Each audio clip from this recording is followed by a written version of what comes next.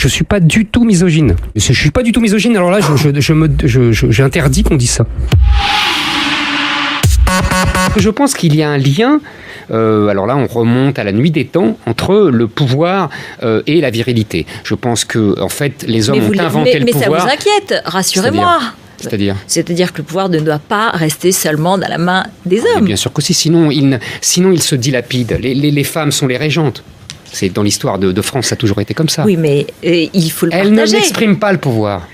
Elles n'incarnent pas le pouvoir, c'est comme ça. Je vous dis, le pouvoir s'évapore dès qu'elles arrivent. Je suis pas du tout misogyne. Attention, il y a des exceptions, comprenez bien ce que je dis. Je parle de dominant, de domination, c'est-à-dire du féminin et du masculin. Ça serait plus exact de dire comme ça. Le masculin est lié au pouvoir. Il peut y avoir des femmes qui exercent un pouvoir. Parce qu'elles ont des valeurs masculines. Voilà, exactement. C'est plus précis de le dire comme ça.